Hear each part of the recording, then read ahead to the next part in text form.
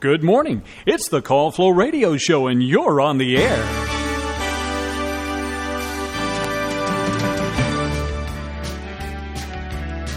It is indeed the Call Flow Radio Show for February 13th, 2025. Your time right now, it is 8:07. And in the studio today, I have not only the man, the myth, the legend, it's Brian Vincent, mayor of Farmville, and I believe he also likes to hunt, I'm guessing. I don't know. I have no idea. All right, Brian, how you doing today, sir? I'm doing well, and yes, right. I do. You just have that look on you. You got the hunting look, That's right. I think it comes with the territory. I also serve on the board of Department of Wildlife Resources for the state, which is the agency that regulates hunting and fishing. Yeah. No, there you go. I mean, that's yeah. I get it. I have people who I have friends who like to hunt, but I don't like to go in the woods dressed in orange with a gun. I like to hunt late at night, driving on the highway with my car. You know what I mean? Yeah, right. Okay, yeah, that's how I hunt deer. No, kidding. Yeah. Okay, sorry. We're getting a little off topic. Brian, you guys had a meeting of the minds yesterday. We had our council meeting last night. Yes, and it was relatively light, given that the bulk of our new business was around some resolutions and conditional use permits that have to do with some Dominion property right where they are currently. They bought up some property right around them, and they're going to expand some of their storage facilities. And so we had some conditional use permit stuff to deal with, amending zoning maps and that sort of thing. But they were, of course, unable to attend last night as they are very busy. Yeah. And so we moved that business to the March meeting, which made our schedule a little light. I will say it was a joy at the start. We had a couple of recognitions and introductions. So we had a recognition of Farmville police officer Zachary, Bryant, and Sergeant Dalton, Foley, in recognition of some life-saving action they took, saving an unconscious male's life. Wow. Yeah. Between CPR and defibrillators and all that, they came across an unconscious man, brought his pulse back, got him stabilized. The ambulance got there, picked him up, got him to the hospital. The man eventually returned home safe. Wow! Yeah. And so we recognized them with a proclamation and salute that their continued service here to the community.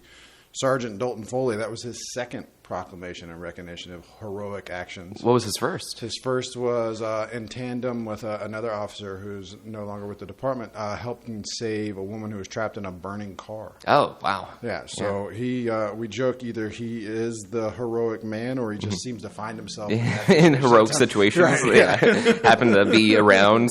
Hopefully he's not starting them. No, I'm kidding. I'm kidding. So salute to him and Officer Bryant for that. And then we had introduction of a new Officer Nace to the Farmville Police Department, and also recognition of Sergeant Paulette, who is being recognized as the Officer of the Year.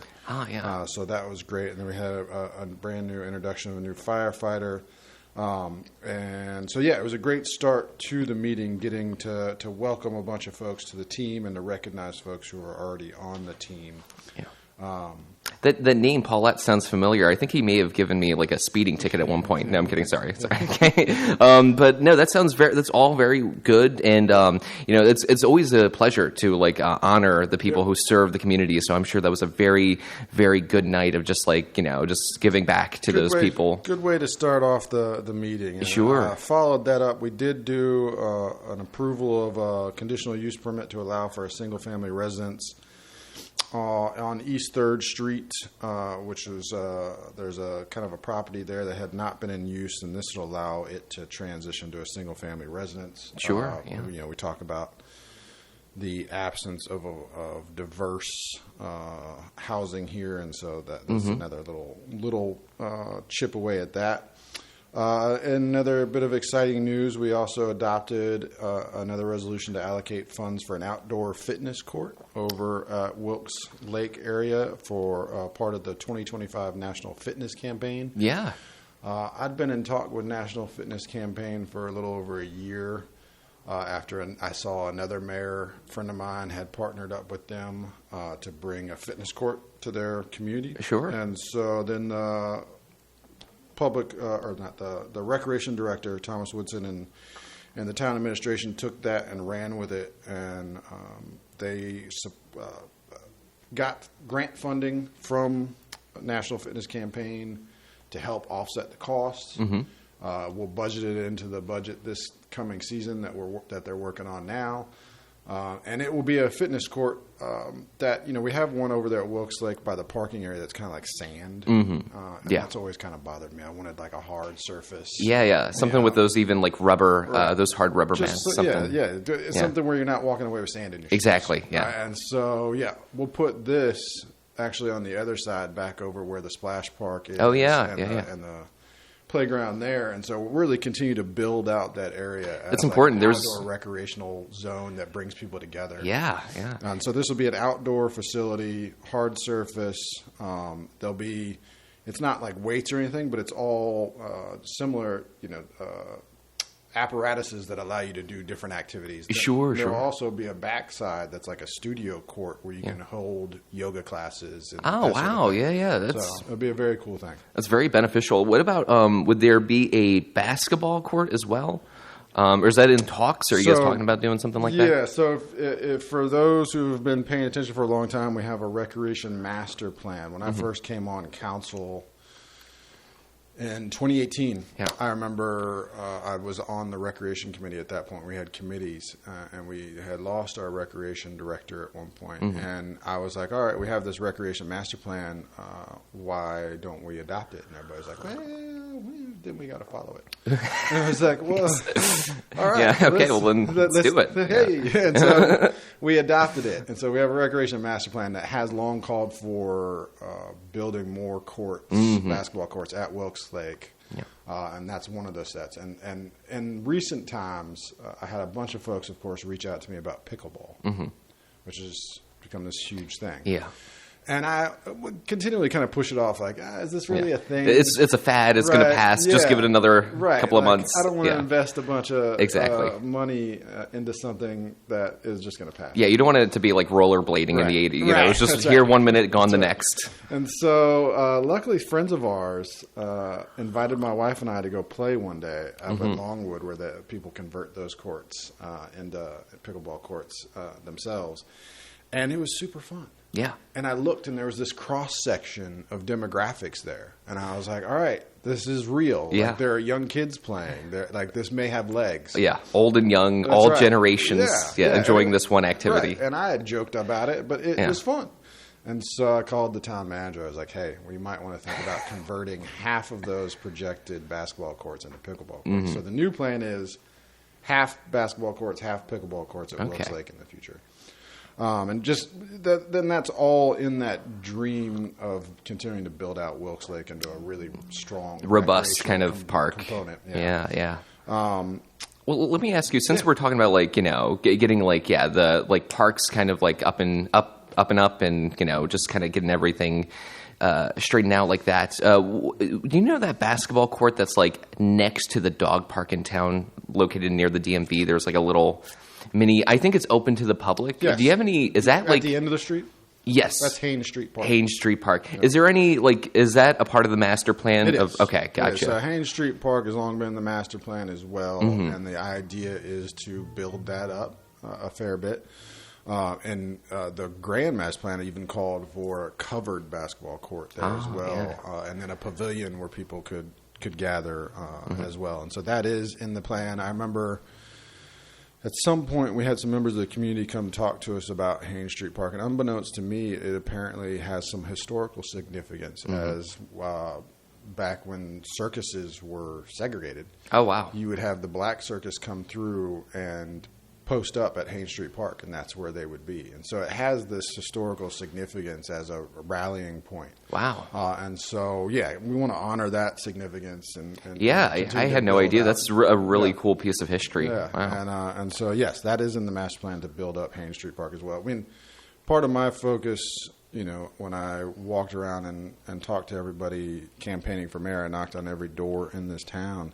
And so much focus for me was on the vision that you can build resiliency in rural communities through recreation and outdoor recreation. And not only does it build your community from the inside out and create strength because people are bonding together in outdoor spaces, but it also brings people from outside of town who come here to visit, spend the weekend, recreate. And, we have the High Bridge Trail. We have increasing outdoor activities with bass fishing and that sort of stuff. So it really continues to round out what we have to offer that draws folks in. Yeah, no, that's great. I'm thinking of like a lot of people in Richmond love the High Bridge Trail. It's just like you need spaces like that in a town for people to kind of come and gather and like do activities together. So that's very, very good. I'm glad to hear that's going well. What other kind of topics did you guys discuss at the meeting? So we also, kind of annual stuff that we do. We accepted the Planning Commission's annual report. We accepted the Board of Zoning Appeals annual report. And those are just reports because those are appointed bodies that report to council and council appoints them. So the Planning Commission's annual report came out. And then the one big piece of news, we adopted approved an appointment of a new building official for the town. So Mr. John Ramsey's been working as a building inspector in town, and we've been sharing a building official with the Prince Edward County. And so it just became time for us to have our own building official again, something that we haven't had for the last few years. And so Mr. John Ramsey was promoted to building official, and so that was a good move. And then, the Planning Commission annual report's just them reporting to us. I will say one thing I was thankful for is they offered for some joint meetings with the Planning Commission and the council. A lot of times you can have some miscommunications there between council and Planning Commission, and if it gets too complicated, you get like some inefficiencies. And we want to try and iron some of that out. Definitely, yeah. But that was the bulk of our agenda. It was pretty quick. We were out by, I think, 6:35, and I was at the women's basketball game at Longwood by 7 o'clock. Oh, there you go. How was the game? I totally missed it. Yeah, they did not win. They've had a pretty good season, and I will say, my little soapbox, a lot of people turn out for the men's basketball games at Longwood. They do, yeah. But not a lot of people turn out for the women's basketball games. And which is unfortunate because they're, equally as good, intense games. Good basketball. Yeah. I am a basketball girl dad, so I was kind of pushed into paying a lot of attention to women's basketball, and now I watch more women's basketball than I do men's. Yeah, like it's good basketball. Yeah, and people need to tune in and check it out. Those ladies are doing some good stuff. Absolutely. We did discuss. I discussed this past month. We had our town-county meeting where we met with the Prince Edward Board of Supervisors and the town council together. That is the second time I believe we've done that in my tenure. And it was a big push for me to continue to create camaraderie between those two bodies. Sure. There's been a great reset when we got the new, at the time, new county administrator in Doug Stanley and a new town manager in Scott Davis. There was a good reset moment there. And we've continued to build on that, which has been good. And then last week we also had our biannual town council retreat. Okay. Wow, that sounds nice. Where did you go? Well, we did not go. Okay. It sounds, the retreat always sounds. It sounds luxurious almost. Yeah. And in other bodies that I'm a board member of, we will often go places for retreats. But for town council, we're usually in town hall. But we bring in a facilitator. Okay. It's usually a 2-day thing, and you really just kind of hammer out like what your goals are for the next 18 to 24 months, and then also what your long-term vision is for the next few decades of where Farmville ends up. And so it's a good moment for council to come together and really vision where they want to go and how we're going to get there. Yeah. Well, I hope it's not too inappropriate for me to ask, but can you share a little bit of that vision of what you would like to see happen to Farmville in the next, and it might be kind of a absolutely spur of the moment. Absolutely. I will say my first year right after I got elected, we did a retreat, and things that came out of that were like our asset management plan. We felt like, okay, like most localities, we have really aging infrastructure below ground that you don't see. And those projects aren't like sexy in the mind's eye of the public because you don't see them. And they only impact you when there's a real big problem. Exactly. And then it's bad. And so recognizing that some of our infrastructure is very dated and it's not measured on GIS right now. Like some of them, it's like on canvas paper. Some, it's modernizing that system. Yeah. And so coming out of that last retreat, that was one of the focuses. We wanted to focus on modernizing not only the system of records, but also begin to, based off that asset management plan and being able to pinpoint where things are and what things need to be addressed, we could enter a regular capital improvements plan similar to our paving that allows us to address these issues. And so that came out of that, and we just recently got a report on that asset management plan, and we can now begin to attack some things, and we'll continue to do that. And so out of this retreat, we had a number of things. There was a lot of focus on like ADA compliant sidewalks and that sort of stuff. And we've been chipping away at that. Public Works has been working on that kind of incrementally. But there was a push to make that more of a systematic process as well.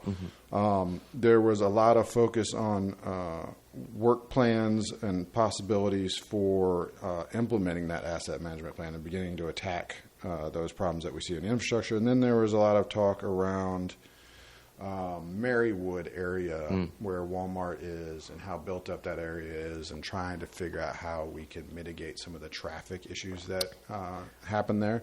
We've got we've got some developments that are projected to happen out that way. Okay. And looking by the YMCA or by the Walmart area? Walmart. Oh, sorry. Okay, gotcha. So trying to figure out ways to really address long term what we see as more traffic. Sure. Yeah. There was a little bit like we always talk about, which is partner relationships with Longwood, partner relationships with the Board of Supervisors, partner relationships with our chamber and downtown partnership. I will say the town manager also has talked about a fellowship program. We talk about how local government, it's harder and harder to get people into local government. Yeah. And we talked about this briefly in passing when I first walked in.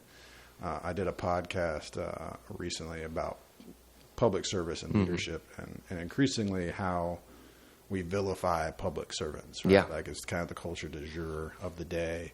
And I think it comes with sort of like the grievance populism we see in politics right now. It's a natural progression, and this happens cyclically. But we're in one of those time frames. And so people aren't incentivized to go into public service. Yeah. Because they're like, why would I volunteer to go get beat up? Yeah. And so we're finding it hard, and we're not in like all localities. We're finding it hard sometimes to fill positions. And so the town manager decided to institute a fellowship program in conjunction with the universities, bringing students in who can do internships that segue into full-time work and help them get involved in public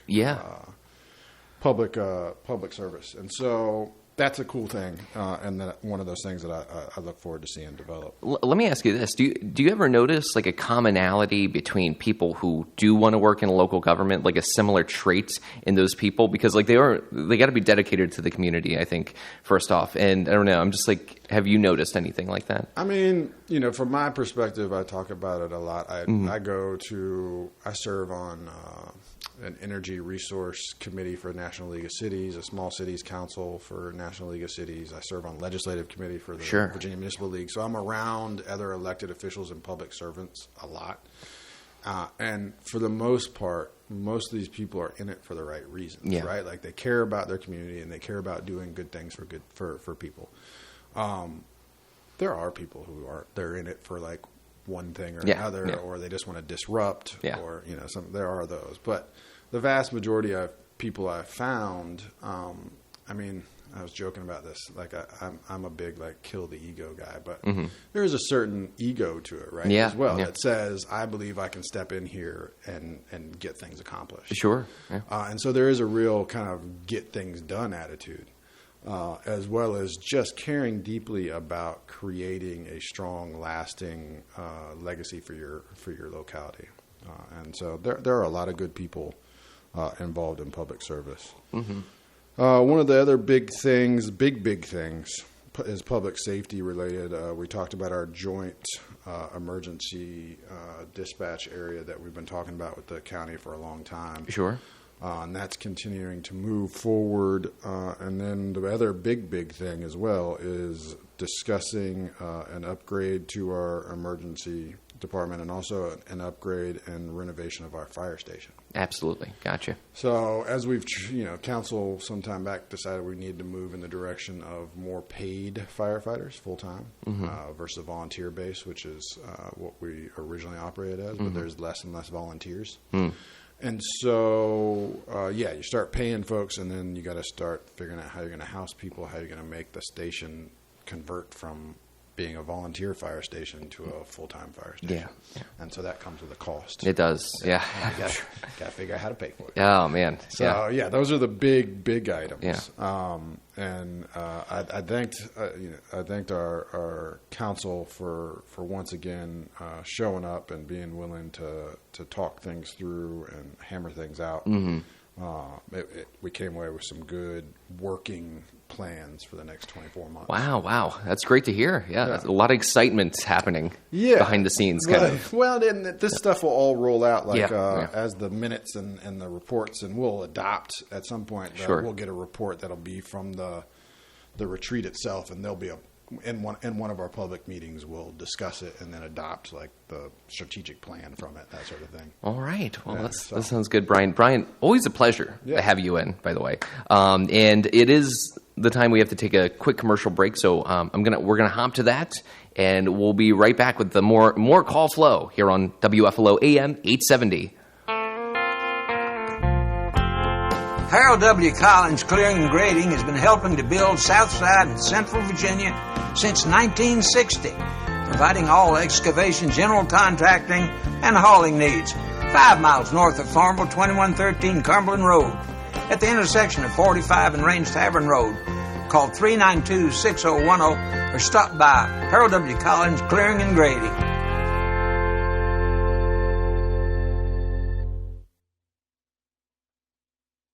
All right, here we go. Time for the weather forecast, starting off with today, showers likely with a high around 53, and tonight mostly clear with a low around 23, Friday sunny with a high around 44, Friday night partly cloudy with a low around 24, Saturday, a slight chance of showers and freezing rain with a high around 43.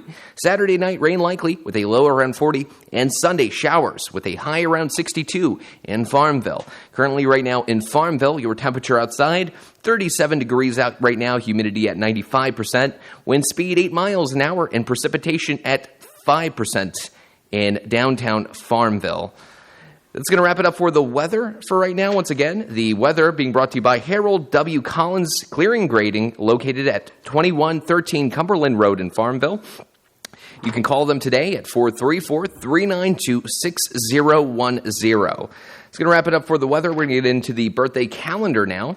And your birthday calendar brought to you by Creative Electrical Contractors, located at 1907 East 3rd Street in Farmville. Creative Electrical Contractors specializes in commercial and industrial projects and offers quality work at competitive prices. CEC is a licensed Class A contractor in Virginia and North Carolina. Creative Electrical Contractors has been in business for 25 years, still committed to the values that were established when the company opened in 1998. Integrity, quality workmanship, and timely delivery. CEC, located at 1907 East 3rd Street, Farmville. You can contact CEC at 434-392-3802 or at creative-electrical.com.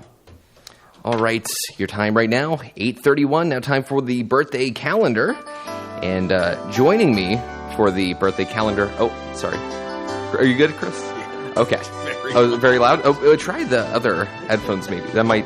If it's loud, I can lower... I get the control right here. Is it loud? Okay. Okay. That's all right. Chris, this is a disaster. Like, you take it away. I believe. Oh, hey, all right, let's see. We've got your birthdays. Yeah, let's see. All right, so what is today? With all the weather, I've lost track of the days. It is the 13th of February. So we have, that is Sunday. That is the 10th. That is the 11th. That is the 12th. Mm-hmm. So none of those are today on your list there. We do have Keena Jones and Kanan Robertson.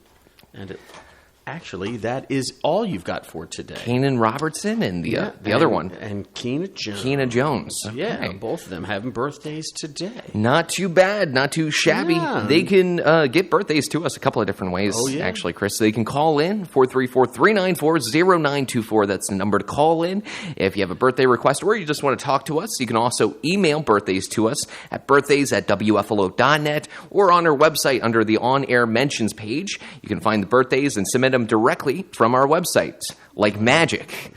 So, So, hey, I tried lowering the headset, so why don't you give it another spin? Is that okay? There you go. Is that good? Yeah. I won't become deafened. Oh, there you go. I mean, if you kept it up, if you had those headphones on the entire time, you probably would be partially deaf. What? What's that? Hey. Hello? Hey. I saw that. Whoa, what happened there? The headset just gave up. Yeah. Okay, well, we got to say goodbye. A pair of headphones just died in the studio, so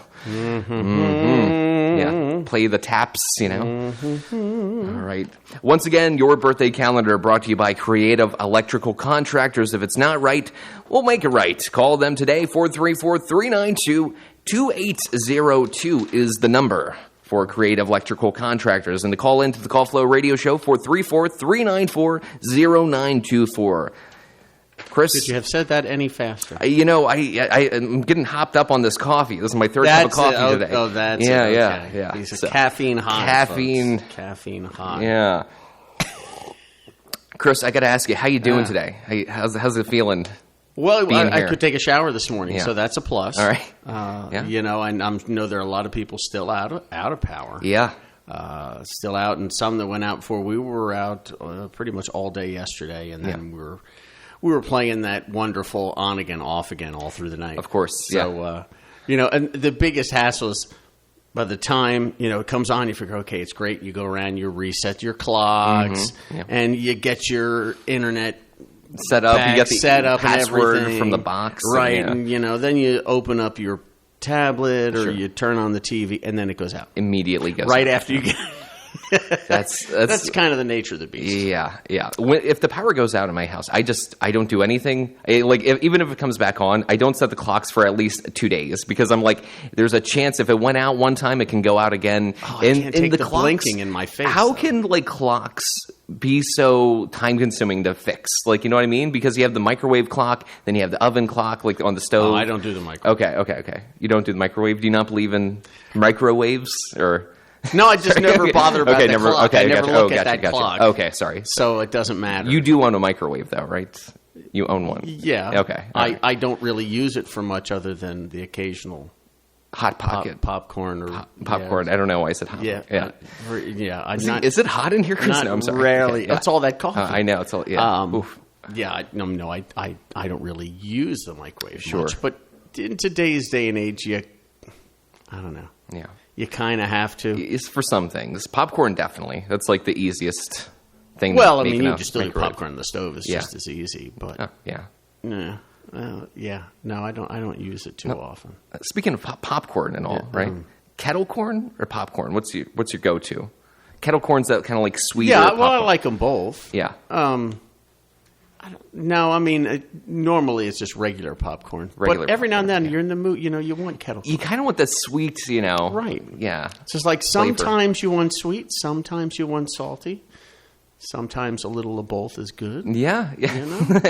Mix them up. That's it. Yeah. You got to learn to just pay attention to your body. Yeah. Your body will tell you what it needs. If it needs glucose, if it needs sodium, it'll tell you. You'll get those cravings. Yeah, it'll let your mind know. That's right. The gut bacteria and all. It's the whole. The problem situation. is the control. Yeah, exactly. I figured out one of the ways. So I am not much of a sweet tooth. Okay, but I do love my crisps and my salty snacks. Okay, yeah.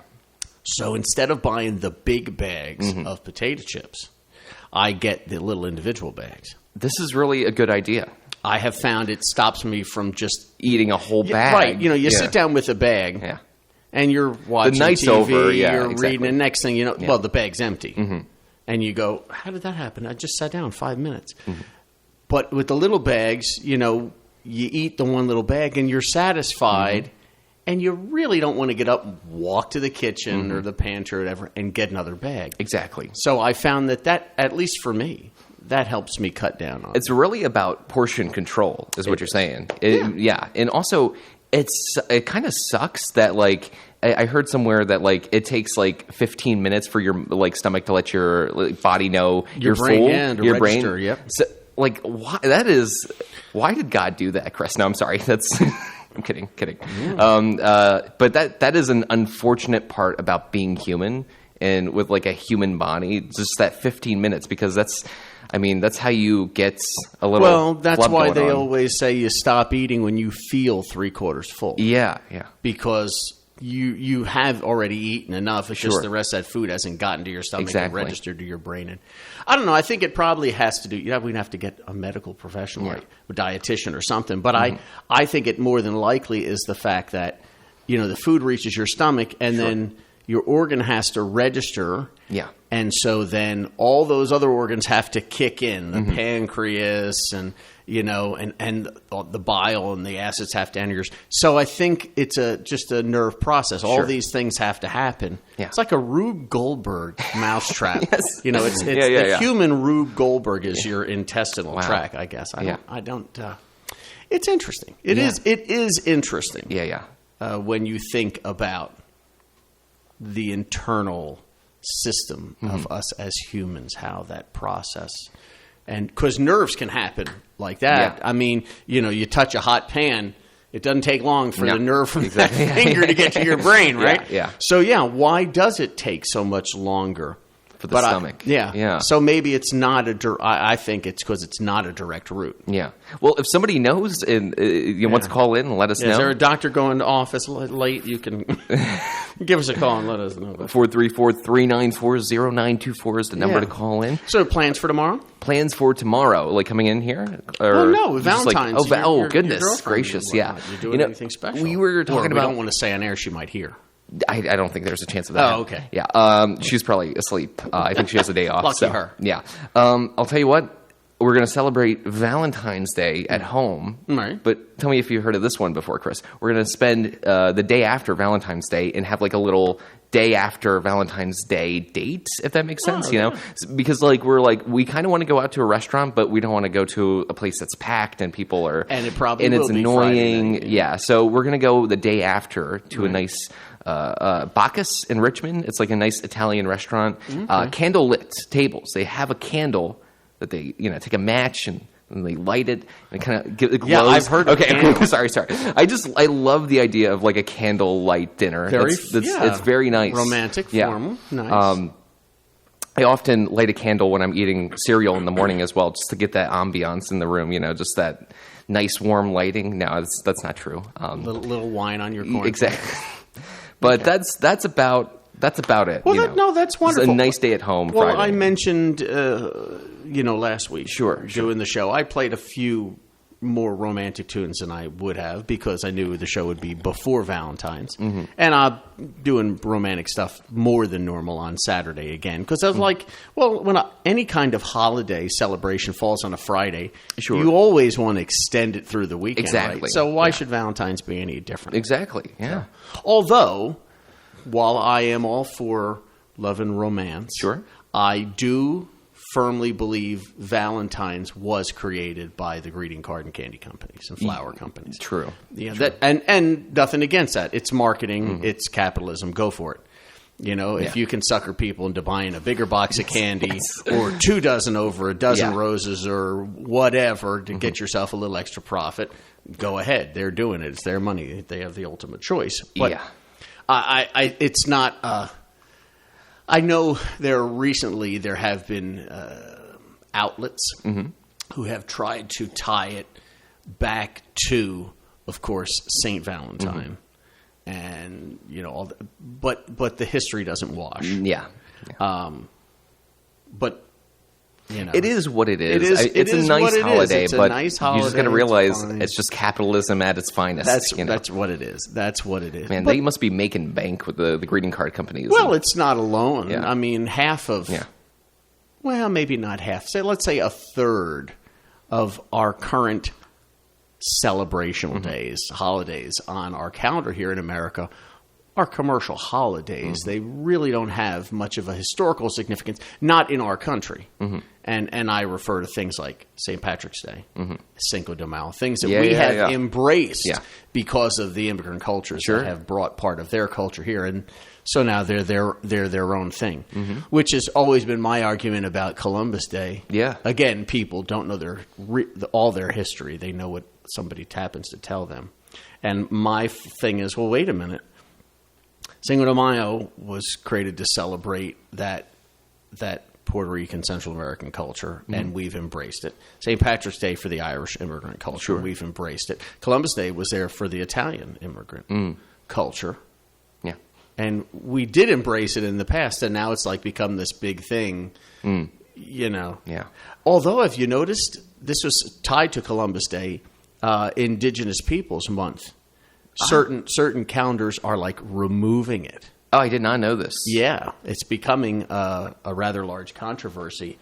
Oh, look at it! John Staten is in the studio. It's my moose hands. I did it. So we have one down. Yeah, we have. Yeah, well, little electrical tape will be fine. You have to almost do like an old telephone. Hold one to your head, like the earphone. Flash nose briefing. That's right. We can repair it. We have the technology. That's right. No. Oh, you're in trouble now, folks. Oh boy. How was your ride in, sir? Nice and slow. Yeah. Not because I wanted to do it slow, but at least they got the trees cut off of the road. But man, it is. I have to say, 15, and Johnny attests because he'll have ridden that same route that I have. It's like devastation. Dillwyn side of Bates Market. Yeah. The number of trees, I had no idea. Yeah. Yeah. It directed me yesterday because I was going to take some off-roads, and I was like, I see some trucks back there working. I don't think so. Oh, Lord. But it didn't matter because on 15 they were still doing the same thing. You couldn't get in. Down. Well, that was like, do you remember? I forget which hurricane it was. We were at the station, and by the time we got ready to leave, it was like there's no way home. There was no way, because we couldn't get through Cumberland because there were trees down on 45. If you made it, you couldn't take River Road. That was flooded out. Okay. So we couldn't go down that way.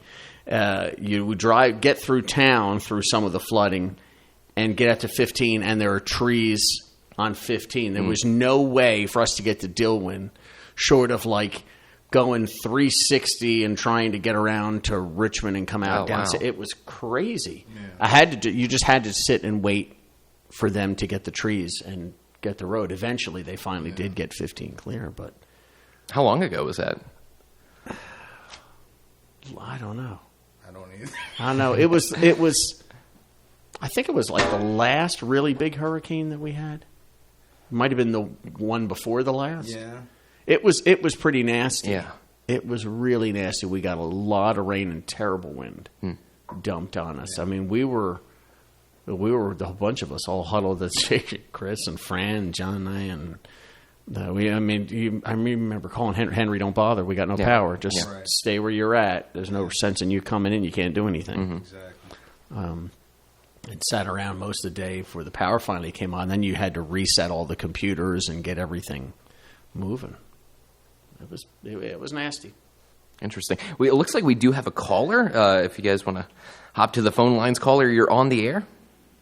Oh, thank you, Mr. Bunny. You said he hopped to the phone line. Oh, hop to the phone. Yes. It's all that coffee he's been drinking. He's bouncing off the walls. Mm-hmm. Yeah. Yesterday morning, I said we ran out of the power got cut off. Mm-hmm. Well, it's still off right now. Oh no! So you went a whole day and night without power? Oh yeah. Oh man, it's unfortunate. So. There were some people out. Well, yes, but yeah. I got a it's kind of funny. It's well, not really funny, but it's something that happened yesterday. I went out to get some fuel for the generator, and as I was going through, and then somebody was jonesing for some smokes in the house, so they wrote them down, and like, I'll take them up when I get some fuel. So I went to a lot of stations were closed just because of a lack of power. Mm-hmm. So I went to this one station, and I handed them the note, and it's like, you have these? And they're like, they tossed something on the counter. And I'm like, no, these aren't it. So they tossed another pack on the counter. I'm like, no, these aren't it. My 10-year-old son is really picky, and he won't smoke these. So the guy's like, he goes back, and he gets another pack of cigarettes, and he goes, here, try these. He might like them. He didn't even bat an eye. No, and I said, do you know what I said? You would, you know? And he's like, yeah, I don't judge. I just thought it was so odd. So, not just odd, but it would be illegal. Yeah. Nowadays, back in the 50s, you could do that. Yeah, well, yeah. The 50s were so great. The 50s were so great. Right? Kids smoking, guys. No. Yeah, but I mean, for the. Okay, yeah. Speaking of kids smoking, what do you think about the candy cigarettes? Is that like a bad idea for kids? You know, or, remember those candy? No. Okay. No. Let's clear it right here. Oh, sure. The problem is not a violent video game or a movie or candy cigarettes or pop guns or cat guns. Or the problem is the parents. Period. Sure. Stop blaming society. If that was true, John and I would be dropping anvils on everybody's head from all the years of Bugs Bunny cartoons or smacking each other in the face from Three Stooges. Yeah. You know, it's the stupidest argument I've ever heard, and it's not new. No. Stop blaming society and everything else for your bad parenting or the fact that you just have a problem child and you don't do anything about it. Exactly. Yeah. Now that I've been blacklisted. No, that's great. No, I think that opinion is mostly accurate, I would say. But yeah, I mean, I don't know. Problems at home. Yeah. When I was living in Maryland, I don't know if it was similar to this place, but you couldn't even make a symbol of a gun with your hand and point it to somebody in school. They would be calling your parents and nowadays, you're right. It probably same thing here. Mm-hmm. I'm sure it's probably pretty close anywhere, especially in a school. With the gun violence that has happened in schools now. Yeah, that's scary. It is, and I would think that because guns are very dangerous, especially if you're a kid and you're not familiar with them around the house. You got somebody. Instead of teaching sex ed to a 10-year-old, teach them about gun safety. And sex ed at the same time. You have a shotgun in your Oh my gosh. So wow. Yeah. Well, I don't know why a lot of the things. Well, I do know why they have to be taught in school. These things people will say we don't want them teaching our kids about these things. Well, if they don't teach them in schools, then they're not going to learn because the parents, in a lot of cases, are not teaching their children these things. Yeah. You know, like things like gun safety or basic sex education and you know, just common sense stuff. Sure. Yeah. It's sad that it has to be taught in schools, but kids got to learn it somewhere. Mm-hmm. Yeah. I mean, you teach driving a car. When we were younger, when we were younger, I was never taught my sex ed. My parents were quite kind of prudish about that.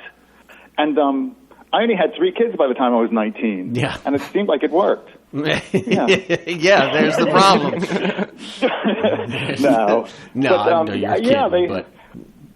But there are cases exactly like that, though. You know, that's the sad part. That's what happens. And then, you know, we complain about a single mom who's got to get federal aid or whatever. Well, maybe that wouldn't be the case if we were maybe a little bit more willing to say, take these precautions. You know? Yeah. I don't know. Maybe it's too much common sense. Yeah. Fran and I would have these conversations in as often. No, it's not common. Common sense is not common. Yeah. Fran and I would have these conversations all the time this afternoon, and we were both the same thing. Yeah, but that's common sense. People don't have common sense. Yes, I mean, do you just pass out the protection in school, or is that too prude? Well, you know what? I think when there comes a certain age with the let's be honest. I don't care if it's now or when we were kids in the 70s or even in the 50s. People were fumbling and fooling around, and they can look back and with whatever rose-colored glasses on there and say, "Oh no, we were never like that." Yeah. But the truth is, yes, we were all just like that. Grease Lightning shows the 50s was the same as the 70s or the 90s or now. So, what's better, to have your teenage kid pregnant, or to hand in a comment and say, "Look, I don't want you screwing around, but I understand the urges, and if it's going to happen, at least, God forbid, be careful. Be safe." Yes. Not just pregnancy. You think about the diseases and stuff that are around there. I mean, we don't hear it in the news, but the numbers of sexually transmitted diseases and stuff, even in our community, are very high. Yeah. People may not realize it. Then they go ahead and they glorify it on television with these shows about 16 and pregnant and whatever. TLC, just exploiting that market. Yes. All right, but I'll go back again. Whose fault is it if your 14-year-old kid is watching that stuff? It's not the TV channel for putting that crap out there. They wouldn't put it out there. That's highly entertaining. If there were people who would watch it. So that's where And I mean, I probably shouldn't be I don't have kids, but I know if I did, that it's my accountability to know what they're watching, or to be upfront and honest. And my parents, I can say, were always their philosophy was, if you were old enough to ask the question, you were old enough, even if you didn't fully understand it, to get a true answer. Yeah, wow. And all that really did was spur me to spend more time at the library trying to understand everything they told me. So I guess it just depends on, how you want to parent. But if you, want to let your kids sit there and watch these 16 and pregnant, or, married without ever meeting people and whatever, somebody all of a sudden just pops up, whatever those marriage shows are. It's like, well, then don't be surprised when certain things happen to your children. Oh my gosh, we are. Yes, I could picture if aliens watched our television, they would be like, "You people are crazy." They probably would really wonder, what in the world? Let's just find another planet to go to. Let's not take over this one. Or, they'll kill themselves quick enough. We can wait. Space modulator. Okay, Marvin. Craziness. I don't know, craziness. Venus. But it's all in fun. So. Well, I hope you get your power soon. Oh my gosh, so do I. I think it's been. I think the most it's been is like 3 days. So. 3 days is enough. Yeah. Oh my gosh! Yeah, you would think that with all of the pruning and planning and with the budget for putting these lines back up and putting everybody in hotels that come in from other areas. They should put it all on. Why couldn't they just spend the money? Just spend the money burying it. Yeah, well, that's what John was saying. I've always wondered. I mean, they always say, too costly. Yeah. It's never enough. But I guess the question is, well, how many times does it happen? If it happens every year, how quickly do those costs add up to where it would equal putting it in the ground? And if it's only if it's 5 years worth of work, well, it only takes 5 years then to pay for itself. And I know you can't do it everywhere. No. Obviously, there are sections where all the stuff can't be in ground, but I don't know. Yeah, but I'm like you. You really do have to wonder, would it not in the end be cost savings? Yes, you do. Even Well, New Orleans has they only have a flood every, 20 years or 30 years or something that wipes out everything. Yeah. It's like, is it worth it? Yeah. Yeah, they still put all that money into levees. Deal with it. That's right. Well, I mean, look, Richmond spent all of that money, on the walls and everything to cut down the flooding. It doesn't happen that often, but now it pretty much keeps it from happening at all. Mm. So. Oh, Richmond had some issues. Yeah, because they have flood walls. Yeah, same thing, levees. Okay. Yeah, I mean, I guess I assume that the power companies have weighed it out, and their bean counters have determined it. Yeah, but I don't work for the power company. So. You don't? Wait, what? No, I know. Surprise! No, surprise! Without the post of Wichita lineman. Oh my gosh, God. That's true. That is an aspect, though. I mean, you're joking, but that's an aspect. Right. If you were to do that, part of that calculation is, well, does it put people out of work? Right. And I guess, I guess it's like, do the shareholders want a profit, or do we want to protect the clients?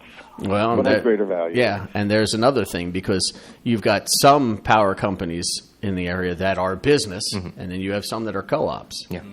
So, a co-op overall, it could be the vote of the user owners who determine, no, we'll deal with it. We don't want to spend that money, which is very different than from like Dominion, which is a shareholder company. So I don't know. A lot of different aspects of it that should be. Well, I'm sure they are considered, but weigh in on that. But I'm with you. I think overall it would still pay for itself. It just makes more sense, even if it takes you years to do it, and you just do it in small increments. Mm-hmm. I don't know. Yeah. Mm.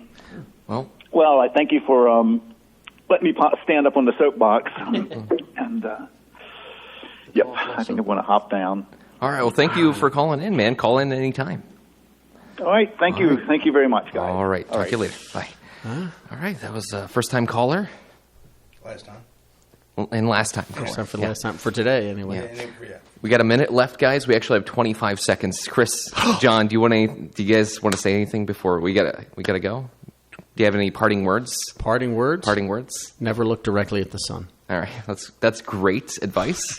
Keep your pants and your powder dry. All right, there you go. That's right. All right. Be kind. Wash it behind. There you go. Okay. All right, that's it. Wipe the seat. All right. Thanks for tuning in. News and weather up next.